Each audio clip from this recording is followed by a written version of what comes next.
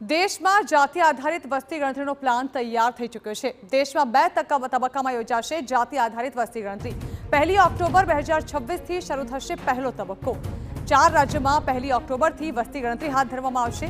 ઉત્તરાખંડ, હિમાચલ, લદ્દાખ અને જમ્મુ કાશ્મીરમાં પહેલા તબક્કામાં વસ્તી ગણતરી હાથ ધરાશે।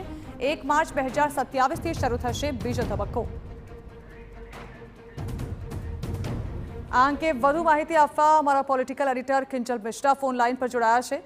કિંજલ, હવે જાતિ આધારિત વસ્તી ગણતરીના તારીખો પણ જાહેર કરી દેવામાં આવી છે અને હવે 2 તબક્કામાં આ જાતિ આધારિત વસ્તી ગણતરી યોજાશે। જાણવા માંગીશું શું નિર્ણય લેવાયો છે?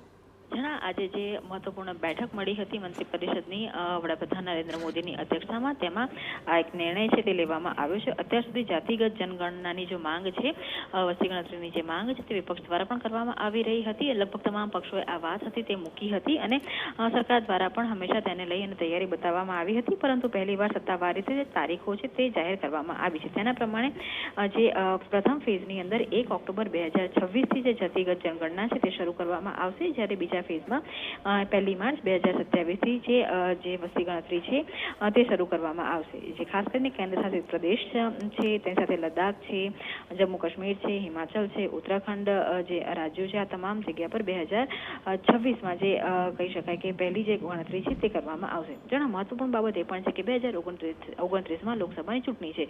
માનવામાં એવું આવી રહ્યું છે કે આજે લોકસભાની ચૂંટણી છે, લોકસભાની ચૂંટણી પહેલા આજે જાતિગત વસ્તી ગણતરીના આંકડા છે તે સરકાર જાહેર કરી શકે છે। જી બિલકુલ, આભાર કિંજલ। તો 2 તબક્કામાં જાતિ આધારિત વસ્તી ગણતરી હાથ ધરવામાં આવશે। 1 ઓક્ટોબર 2026 થી આ શરૂ થશે અને 4 રાજ્યોમાં પહેલા તબક્કામાં આ જાતિ આધારિત વસ્તી ગણતરી હાથ ધરાશે।